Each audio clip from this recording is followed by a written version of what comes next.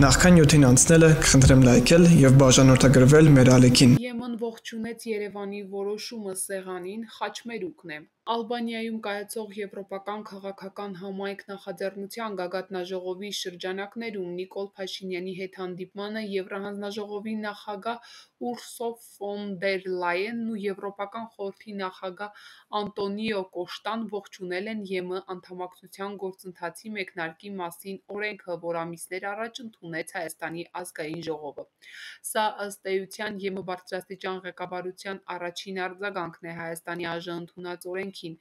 Ֆոն դեր Լայենն ու Կոշտանը դրա համար սպասում էին Նիկոլ Փաշինյանի հետ հանդիպմանը, թե հանդիպման համատեքստում եղել է որևէ կոնկրետ բովանդակություն, որին սպասում էին ԵՄ ղեկավարները կամ ակնկալում էին լսել կամ ստանալ Երևանից որևէ համաձայնության տեսք։ Եթե հնարավոր ակնկալիքի համատեքստը դիտարկենք Ալբանիայում կայացած հանդիպման շրջանակներում, ապա բացառված չէ, որ այն կապված է հաղորդուղիների ապաշրջափակման հարցի հետ, որ առկա է հայ-ադրբեջանական գործընթացում։ Համենայն դեպս շուսադրության է արժանի ձևակերպումը, որ անդրադարձ է կատարվել Հայաստանի ներկայացրած խաղաղության խաչմերուկի ծրագրին և կարևոր է համարվել հաղորդուղիների ապաշրջափակումը։ Խաղաղության խաչմերուկը Երևանը միջազգային դերակատարներին, այդ թվում ԵՄ բարձրաստիճան պաշտոնյաներին ներկայացրել է վաղուց և բազմիցս, հետևաբար, եթե կատարվել է անդրադարձ, ապա թերևս կոնկրետ որևէ հարց շոշափելու համատեքստում։ Հնարավոր է, որ հենց այս համատեքստով էլ է պայմանավորված, որ ԵՄ ղեկավարները բավականին ուշացումով արձագանքել են Հայաստանի ազգային ժողովի ընդունված օրենքին։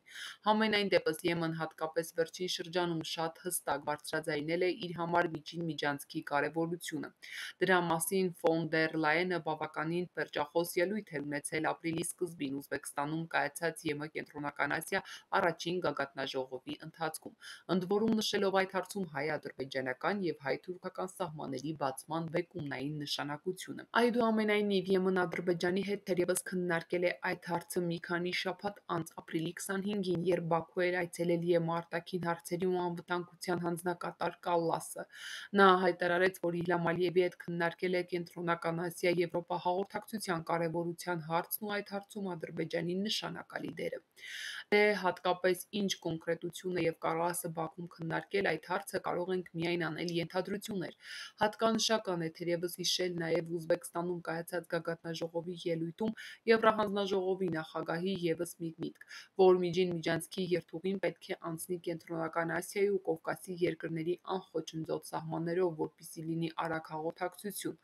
Ալբանիայում Փաշինյանի և ֆոն դեր Լայենի ու Կոշտանի հանդիպման նախօրեին Հայաստանի արտաքին գործերի նախարարը մեկնեց Բրյուսել և հանդիպեց 20 օր առաջ Բաքվում Իլհամ Ալիևի հետ բանակցած Կայա Կալասին, իսկ հետո Ալբանիայում միացավ Նիկոլ Փաշինյանին։ Այդ համատեքստում առավել քան նկատելի է, որ Ալբանիայի հանդիպման օրակարգի գլխավոր հարցը թերևս հենց եղել է ճանապարհների հարցը։